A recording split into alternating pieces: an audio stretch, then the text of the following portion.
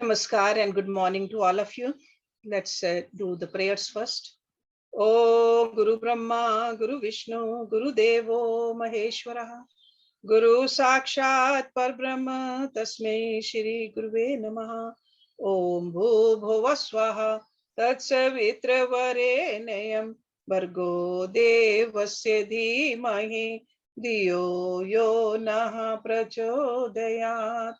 अस्तो मा सद्गम्य तमसो मा ज्योतिर्गम्य मृत्योर्मा अमृतं गम्य ओम सहना भवतु सहना भुनक्तु सवीर्यं कर्वावहि तेजस्विनावधीतमस्तु मा विद्विषावहि ओम शांति शांति शांति. So Saturdays we study Vivekachudamani, written by Adi Shankaracharya ji. And we finished our last class with verse number 255, where he is telling us that Supreme Brahma, which is beyond the expression of speech, which is only for the eye of pure illumination, Gyan Chakshu, which is pure mass of consciousness, which is a beginningless entity, that Brahma thou art. He says, meditate on this in your mind. So all these verses are aids for our meditation. Okay. So we cannot see it with these eyes. That's what Lord Krishna told Arjuna, that you cannot see me with these eyes, but I will give you Gyan Chakshu. So that's why Shankaracharya ji is saying the same thing. Vimal Bodh Chakshusha. Vimal. Mal means the taint, the vasanas, the dirt. Vimal is completely pure, no vasanas. So our job is to do this sadhana, so that all those flaws in us, they go away. All that mal gets washed. Okay. So by the purified intellect alone, you'll be able to perceive it. So it is perceivable, it is experientiable, but there is a technique. So that's what sadhana is. So let's look at the next verse today. Verse number 256. Shat bhi, urmi bhi, ayogi hi, yogi hrid bhavitam, na karnai vibhavitam, buddhi avedyam anvadyam asti, yat brahm tat tvam asi bhavyata bhavya atmani. Shat bhi, shat means 6. So by the 6. Urmi bhi, that means the waves. Ayogi, untouched. Yogi hrid bhavitam, which the yogi's heart meditates upon. Na means not. Karnai, the sense organs, by the sense organs. Vibhavitam, that means to grasp. Buddhi avedyam, not knowable by the buddhi, the intellect. Anvadhyam, flawless, excellence. Asti means is, yat means which, Brahma, tat means that, tvam means you, thou, asi, art, bhavya atmane, meditate in your mind. that which is untouched by the 6 waves of sorrow. A yogi means it's like a not touched. So which is untouched by the 6 waves of sorrow, which the yogi's heart meditates upon, but which is not grasped by the sense organs, that which the intellect cannot know, which is unimpeachable, that Brahma thou art. And meditate on this in your mind. Okay. So what are these 6 waves? He's talking about the 6 common sorrows which all of us go through. These waves which just keep on churning our mind, disturbing our mind, make our mind restless. Number 1 is hunger. Hunger. Number 2 is thirst.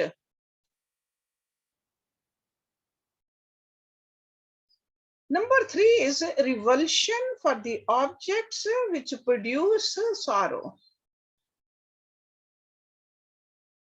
Number 4 is fascination, delusory fascination for pleasurable objects. Number 5 is old age. Number 6 is death. So scriptures, they say that these are shat urmi. Kshuti, pipase, shok, moh, jara, mrityu. 6 of them. That which is not conquered by, which has no contact with, that's a yogi. What is that? The Atma, the Brahma. Okay? Because all of this does not belong to the Atma or Brahma. They all belong, hunger, thirst, revulsion for the sorrow, and the fascination for the objective world, old age, death. It all belongs to an Atma part of us. It could be the body, it could be the mind, it could be the intellect. It doesn't belong to the Atma. So these are called Shat Urme. Yeah. So Brahma, the reality is that which is not conditioned by the above 6 waves of sorrow. And then as a meditator, we need to contemplate upon this, because all these are contemplation for a meditator. Yogis who are not persecuted by these 6 urmis contemplate upon Brahma, because otherwise we are thinking about these things. If we keep on thinking about the old age and the death and the disease and the fantasizing about the pleasure in this world, our mind is not connected with Brahma. So that's why a quiet mind and the mind which keeps on thinking about the Brahma instead of these 6. We just even keep thinking about what we want to eat when we get up in the morning. What is there to drink? Where are we going to go? What are we going to have? So we just detach from that higher connection constantly. So the quiet mind gathers to itself a new power of perception. And that power makes us perceive the infinite. Otherwise, we keep on losing the power. We are that Brahma, but we don't contemplate on that. So that's why Shankaracharya ji is repeatedly, he's advising us. Not just one mantra, several of them. Let's look at in the next one, 257. Bhranti kalpit jagat kal ashrayam swa ashrayam cha sat asat vilakshanam nishkalam nirupam anvat hi yat brahm tat tvam asi bhavya atmani. Bhranti kalpit, projected by delusion or erroneously imagined. Jagat, the universe. And this universe we are talking about, this limited universe. No matter how big it is, still it's limited. Kal ashrayam, substratum of its various aspects. Swa ashrayam, which supports itself, established in itself. Cha means and, sat asat vilakshanam, other than the gross and the subtle. Sat asat vilakshanam.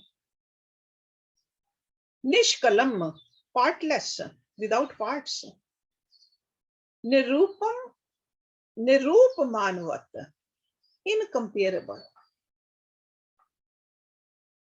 He means indeed, yat means which, Brahma, tat means that, tvam means you, asi art, bhave atmani, meditate in your mind. So last line keeps on repeating.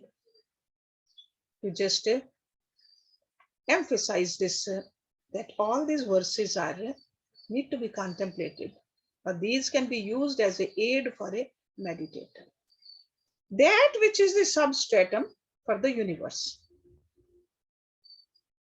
Okay, this earth, we think that earth is our universe, this our planet. Who is holding it? Substratum for that. That which is the substratum for the universe. So not just our earth, but the complete universe and its various aspects, which are all due to delusion. All of this is a delusion,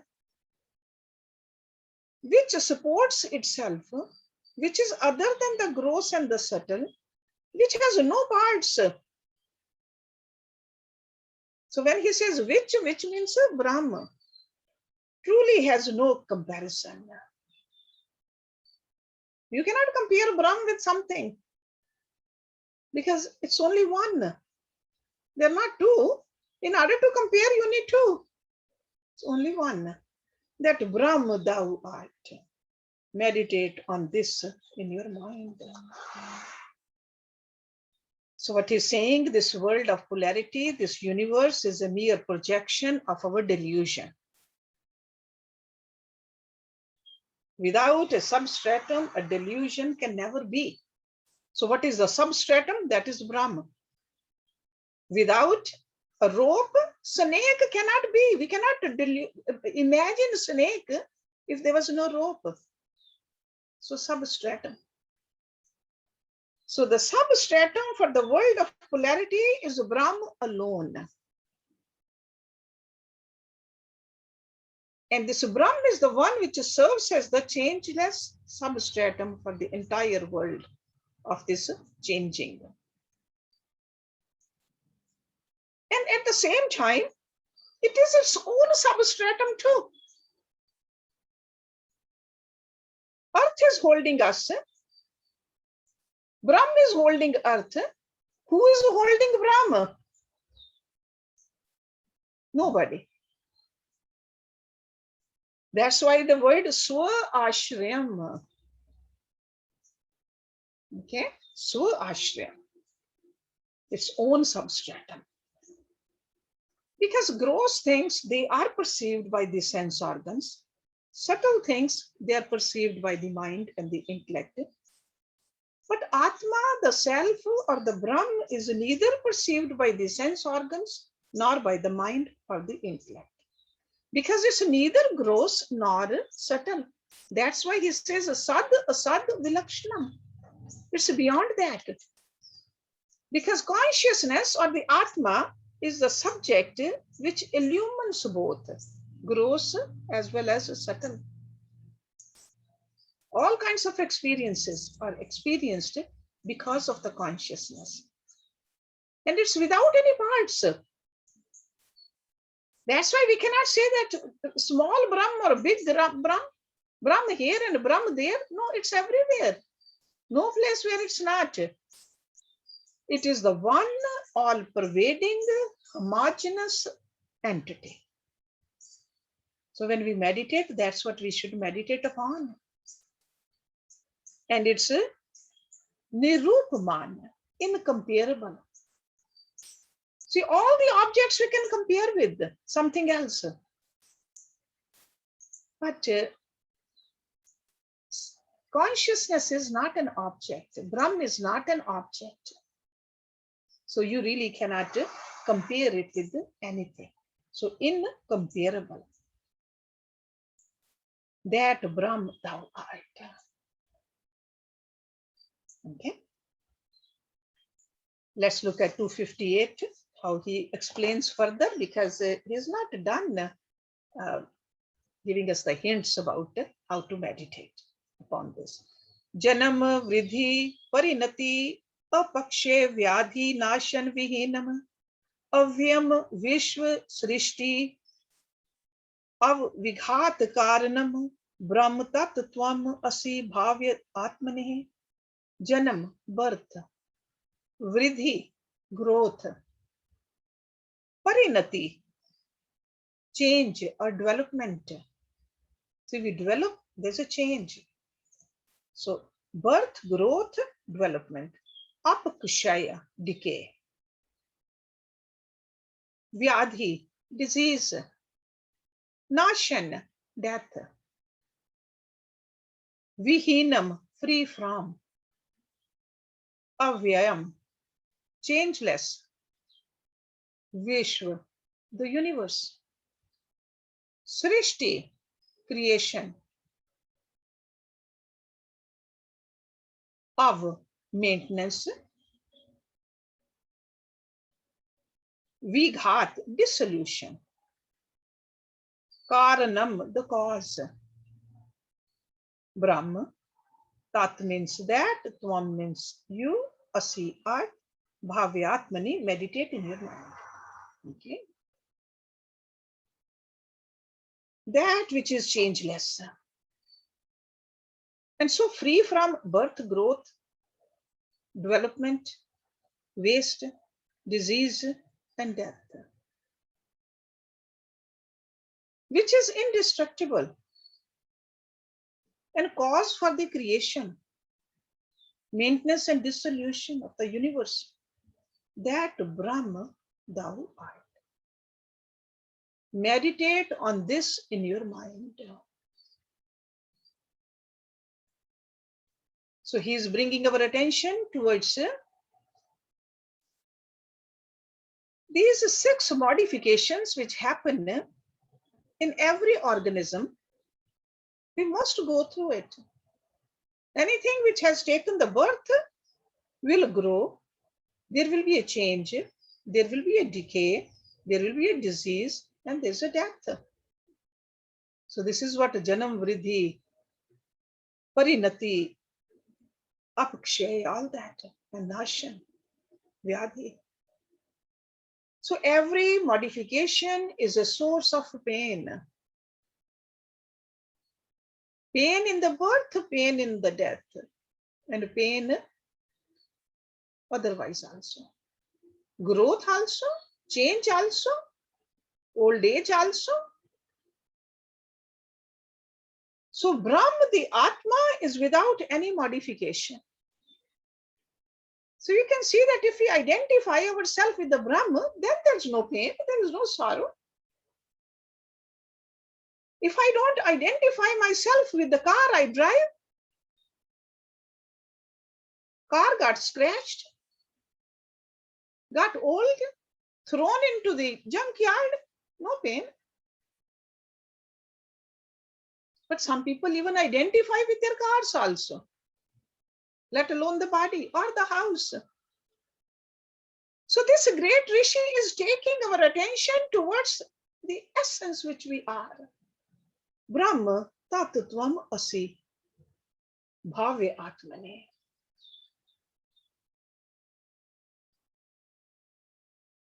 So something which is subject to these modifications is called changeable, variable, or mutable.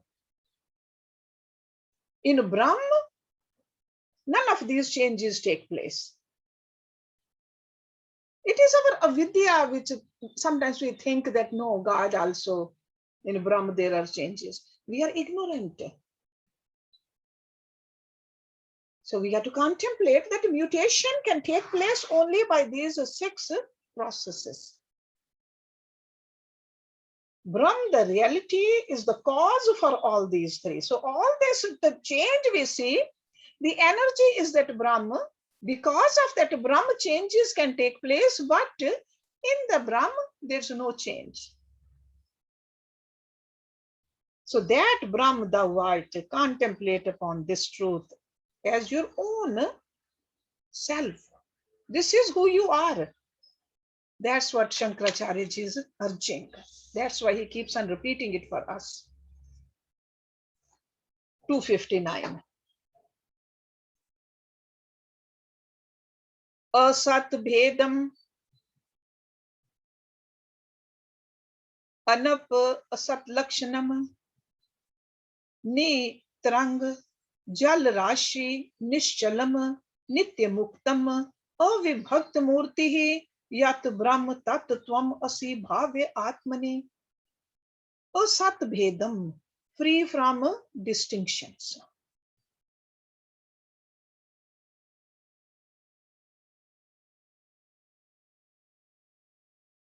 Anap asat lakshanam, which is never of the nature of non-existent. Okay, that means it always is. It can never not be. Nitarang, without waves. Jal Rashi, an ocean. Nishchalam, calm. Nitya Muktam, ever free. Avibhakt Murti is of indivisible form.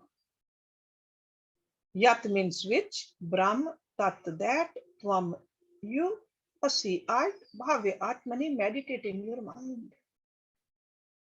Over here, he is giving us a beautiful meditation to even practice. He says that which is free from all distinctions, which is never of the nature of non-existence, which is calm like an ocean without waves, which is ever free and is of indivisible form, that Brahm thou art. Meditate on this in your mind. So all differences, all changes which happen in polarity are completely at rest in the self. Mind goes through the fluctuations, the changes. The intellect also, the ego definitely, body we see it. But in Atma, there's no change. When everything is set, the nature of the self is still, never decays, and it's never non-existent. By definition, it exists always. These are the suggestions he is giving it to us to meditate upon. He says you can experience this divine with this very ordinary example. We all have been at the shore of the ocean. He says, just imagine you are standing on the side of the ocean, on the beach, and there is some kind of a magic wand. All the waves, they are frozen suddenly. Okay, there's no up and there's no down. He says, try this. Imagine there's a complete stillness, complete calmness in that vast body of water. When you see all the waves, even though you are just imagining, but if you see that, your mind will become still. Imagine that rising waves, they have suddenly frozen. And even though, suppose it was rising, it just froze. And then behind that, whatever was coming, that froze too. Like immediately halt in that ocean. He says, if you can imagine this, you will come to experience a very peculiar silence and peace. So as the waveless sea is without any movement, the same thing we can imagine in us also. Whatever is happening with the body, with the mind, with the intellect, just freeze it for the time being. Freeze it. And try to pierce through that mind. Get to the bottom of who you are. This is what he's telling us in this verse number 259. So if we can just do the meditation on this, instead of just keep on staying with those vrittis, these movements, these waves, those are the vrittis. Freeze them. For some time at least, for a few minutes. And then again you can go towards the drama of these waves, these vrittis. But feel the peace when you can freeze them. Once you experience this, then you can freeze them anytime you want to. You have learned the technique to freeze it. And when you know that how calm, how peaceful, how serene it feels, then you would like to go to that state of mind again and again and again. Okay? 260.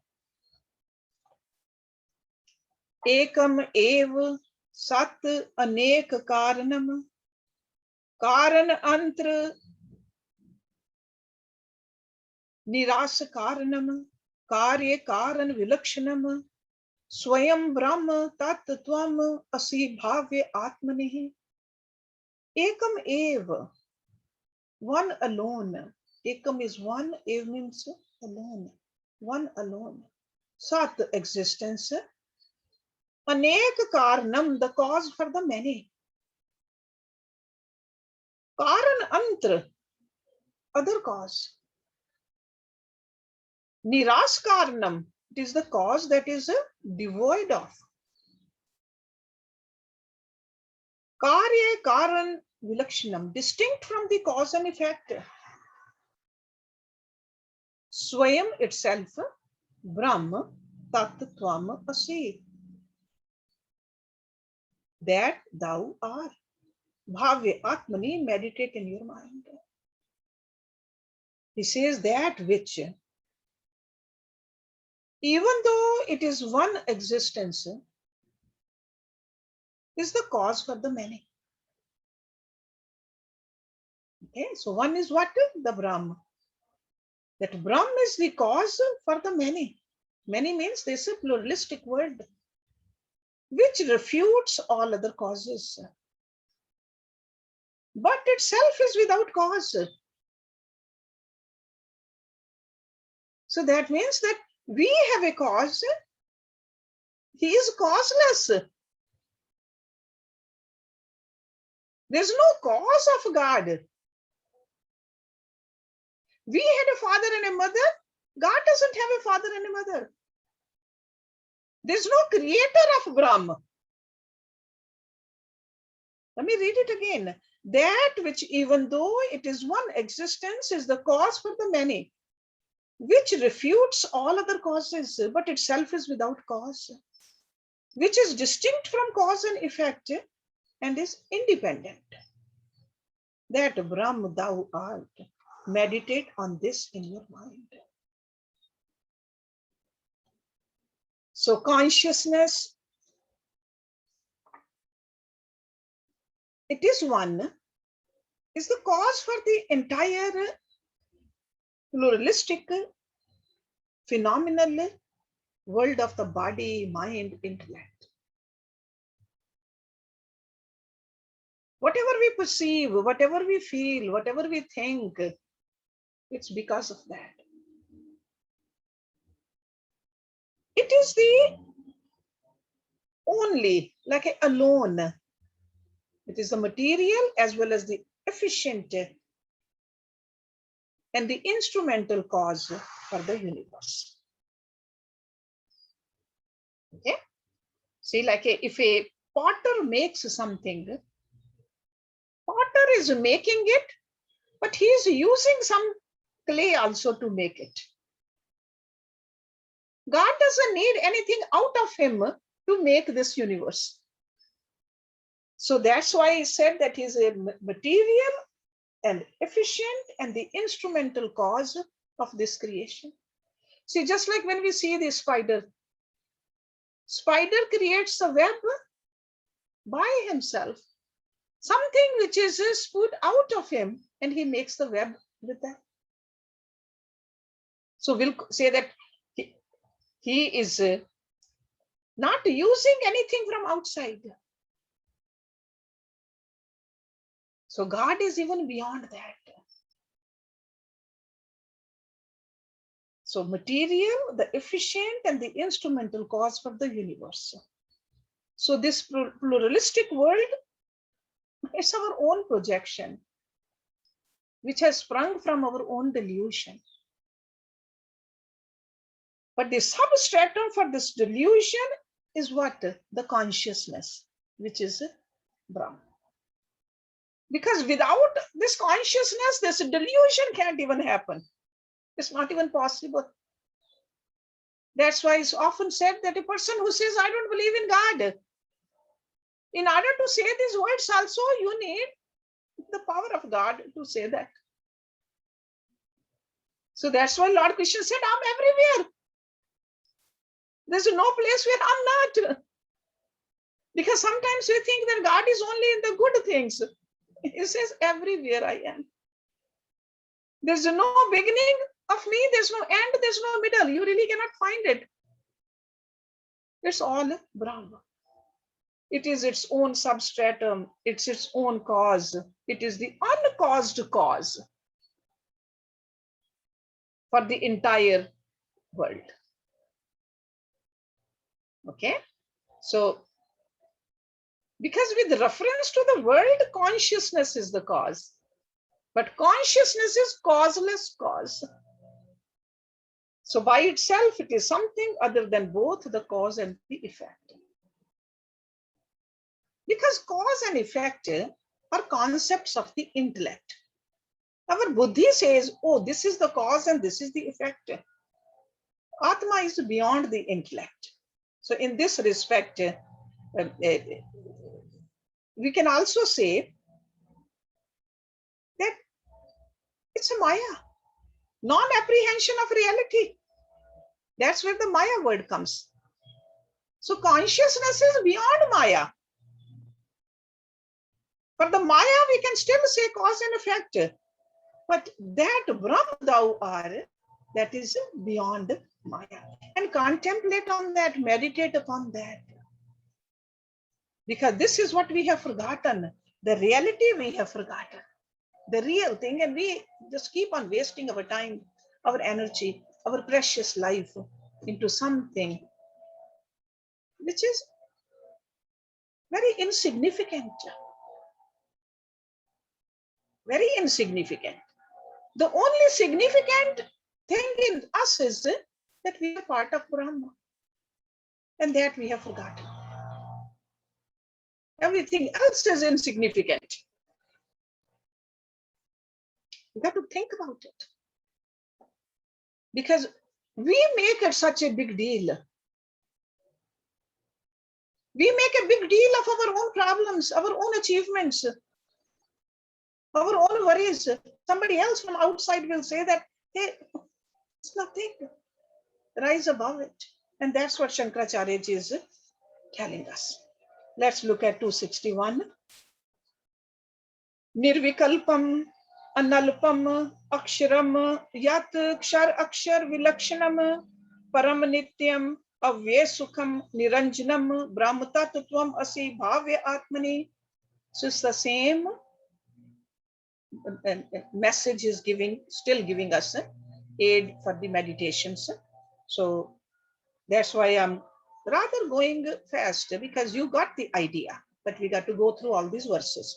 Nirvikalpam, free from the duality.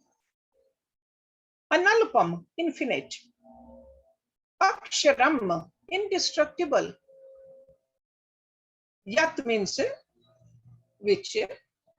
Kashar, akshar, vilakshanam, distinct from perishable and imperishable. And what is perishable? This world. Imperishable, Maya. Param is supreme, Nityam, eternal. Avyay Sukham, invisible bliss. Niranjanam, untainted. Brahma, Tat means that, Tvam means you, Asi means I, Bhave Atmani, meditate in your mind. He says, that which is free from Maya, which is infinite and indestructible, which is other than the world of change, which is supreme and eternal, which is permanent and indivisible bliss, untainted, that Brahma thou art. Meditate on this in your mind. And we have gone through these terms before also many times. These are the pointers towards the Brahma. It's not that we can define Brahma, pointers. So that's why these are an aid for our meditation. Okay. So Nirvikalpam, which is not made of Maya. There's a distinction between the Maya and the Brahma. Okay. Maya belongs to Brahm. Brahm does not belong to Maya. This also means that it's beyond all agitations of the mind and intellect. Because that's what Maya is. Maya gives us agitation, restlessness. Okay, in a simple term, Maya has 3 prongs. Attachment to the people, Putreshna. Attachment to the wealth, Viteshna. Attachment to the name and fame, Lokeshna. That's Maya. Gives us agitation. Agitation in the mind, agitation in the intellect. But Brahm or the Atma is beyond that. Analpam, infinite. See, alpam means small, like a finite, something which you can just put boundaries on, alpam. Limited, analpam, infinite. There's no end to it. In Chandogya Upanishad, if you have studied that, Rishi defines the infinite like Ya Ve Bhumaha. Bhuma means infinite. That means eternal. And then he says, excuse me with this too much sound over here.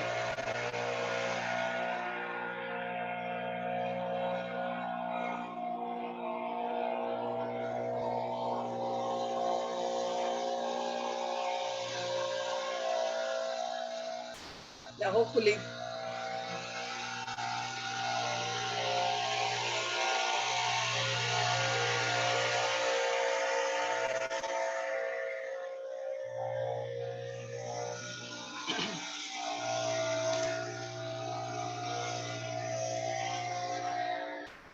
Yad alpam tat mritam. There's another saying in that Upanishad. Whatever is finite is mortal.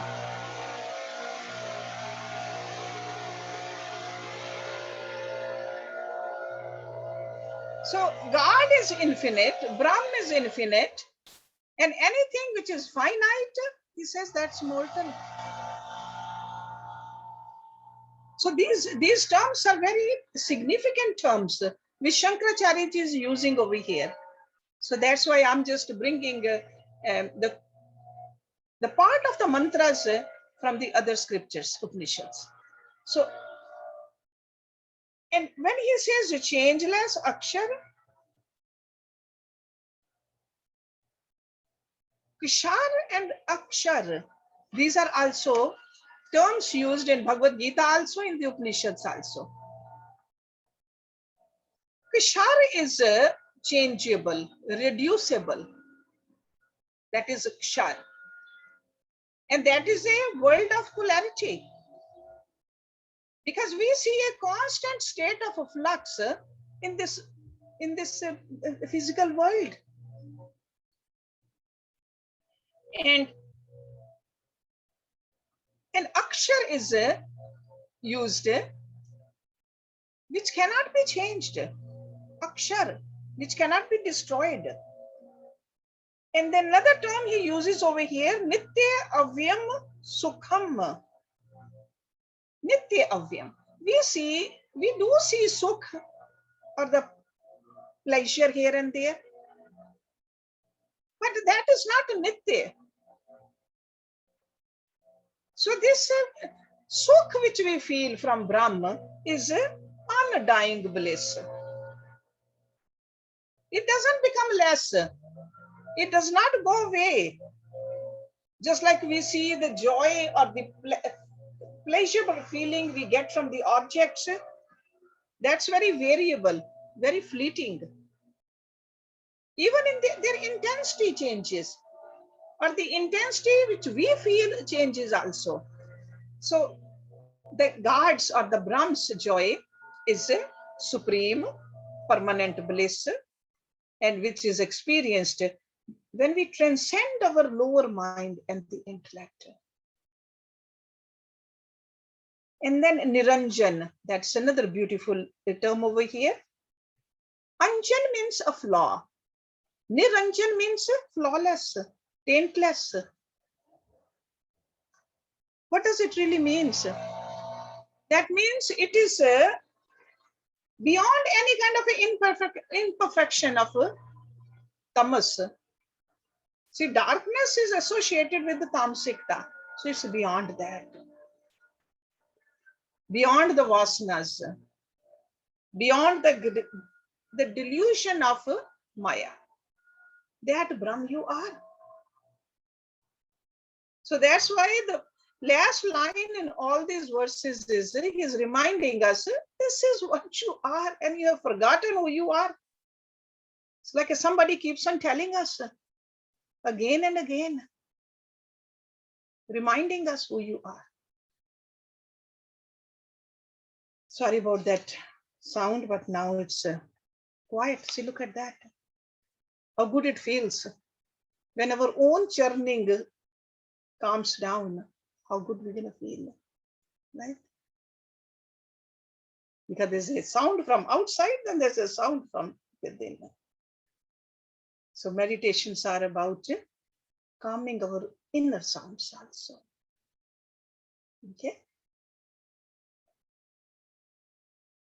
Let's look at, let's stop it here, I think, because there are few more verses left with the same kind of a message. So we'll finish it up this train of thought next week.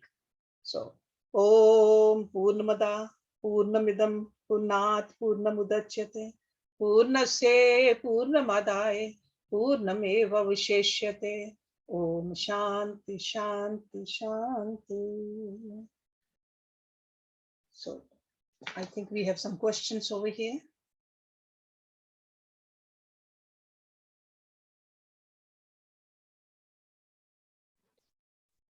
Thank you, Guruji. I have 3 questions. One is with the meditation, like I know you did one lecture where you said we were supposed to think the thought or mantra, I am Brahm. But what I experience is sometimes in meditation, I will get to that, but I would say most of my meditation is just like insights and downloads. And then sometimes I get to the I am Brahm. I mean, pretty much every single time, but it's not all I am Brahm. So am I supposed to be receiving those downloads, or am I really supposed to try to clear those out and have the whole thing be I am Brahm? Okay. It's not that you got to keep on repeating.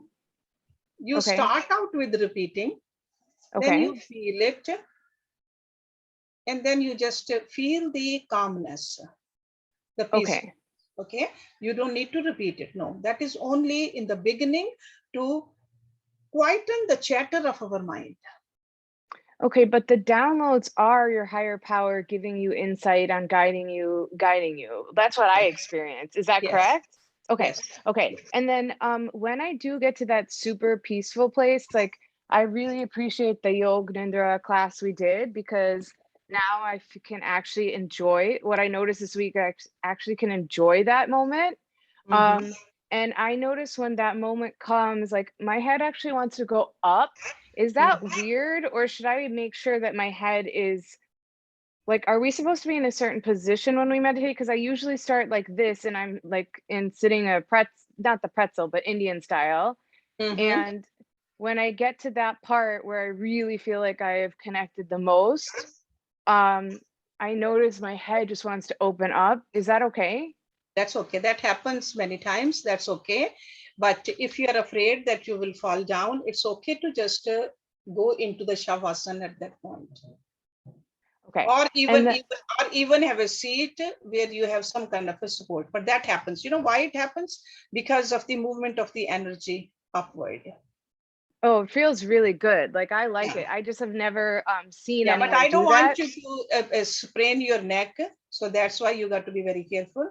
So even if it happens often enough, then I would say just have some kind of a backrest, so that you just And then the third thing was that you were talking about like the changeable, that the Brahm, none of these changes take place. And it seems like to me that kind of feels like unconditional love, like the experience of unconditional love. My question is, so then do you think that like motherhood is probably like the closest thing to feeling a sense of Brahm? Because I'm not a mom, but like I don't really know any other role in life that is a container for unconditional love the way motherhood is, even when the mother is completely so mad at the child or even mistreating the child. Underneath it, there seems to be always unconditional love. So would you say that like the spirit of Brahm is most in the container of motherhood? Yes, that's how it is felt by the mothers also, by the children also. And it has been written like that also, that God couldn't be everywhere, so he created mothers. And would you say that is supersedes like fatherhood? So is all of fathers like that? fathers when they can love like this unconditionally, we say it is a female nature in them which is taking over. Okay. So unconditional love is truly more love. We normally say a mother, the true mother. Okay. And so then that is a connection to Brahm. They are capable of. That's why the baby comes out of the mother, and mother will sacrifice.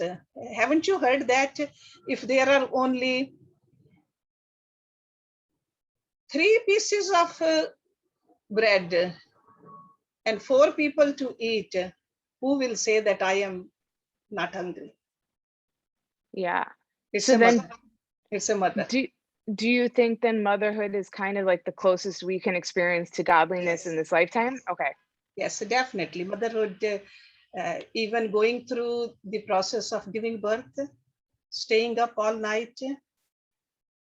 I'm sure most of the mothers, even today, if our children need something, even part of this body, we will not hesitate even for a second to give it for our child. There have been cases where mothers, they didn't know the swimming, but they jumped into the lake to save the baby. Mothers, they saw the truck is coming in front of their child. They just went in front of the truck to save the child.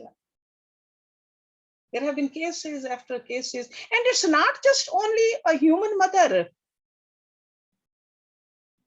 This instinct has been put into the animal kingdom also. We had experience over here. We live in the ashram and a lot of raccoons. When we moved over here, I'm still there raccoons, but in the beginning we thought that maybe we can catch them and move them away. We were ignorant. We thought that, hey, we have owned this ashram now, raccoons should not. But then we accepted, no, we got to learn to live with them. So we bought a cage. One day in the evening, baby raccoon got caught in the cage. And my husband looked at it. He went outside. He just wanted to pick up the cage and take it away. Before he could go out, the mother raccoon was sitting on top of the cage with a very ferocious look. So Mike said, this is not the time. I can be attacked. So we left the cage there overnight. In the morning, what did we see? Mother rolled that cage several feet away. Even though it was very hard to open that cage, but that cage was open and baby was out. That is a love of even a mother raccoon. And human mother is higher intellect. So that can be felt, that kind of a love, unconditional love.